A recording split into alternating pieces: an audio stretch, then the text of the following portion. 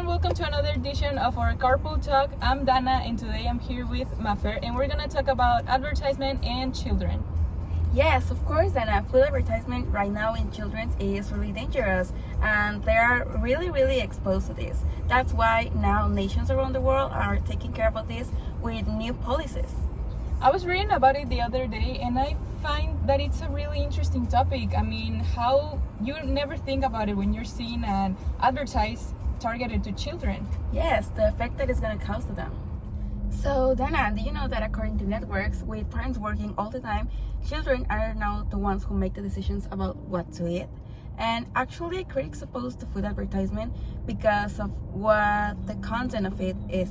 Like, it has a lot of unhealthy food, and that's why it's changing children's life to a lifetime of obesity, and that's the problem. Yeah, and it's funny because of course critics don't oppose to every single ad that are targeted to children. They just oppose that the ones that promote an unhealthy habit, because a recent study revealed that out of 263 ads that are targeted to children, 248 of them are talking about unhealthy cereals and syrup and chocolate and cookies that are high in sugar, and of course that's unhealthy, and because they're targeted to children they want to buy it and they want to have this type of diet.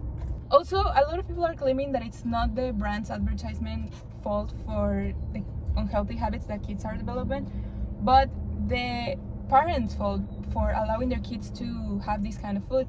And actually, the sociologist Horst Steep asked if it's really true that a child that has never seen an advertisement for food would prefer a sugarless cereal over a cereal full of sugar.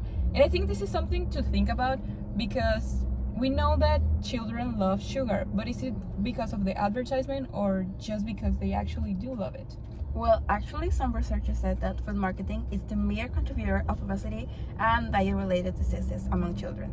That's why in the United States, they implemented the Children's Food and Beverage Initiative advertising, in which companies promise to help with the obesity crisis situation.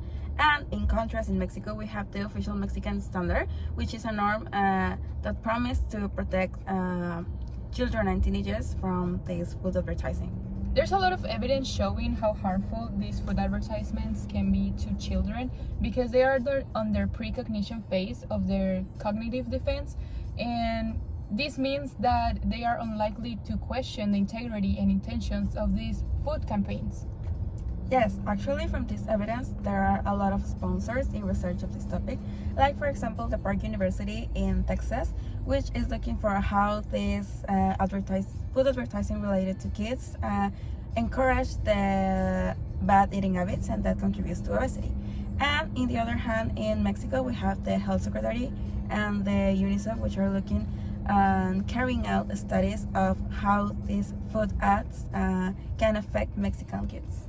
So, a study demonstrated that this causes the habit of eating with the absence of hunger, and as well influencing children's preferences, behavior, thoughts, and well more. And this is what researchers call the cascade effect, and this is where the bad eating habits begins. So, to wrap everything up, everything that the opponents to this food advertisement to children says is true.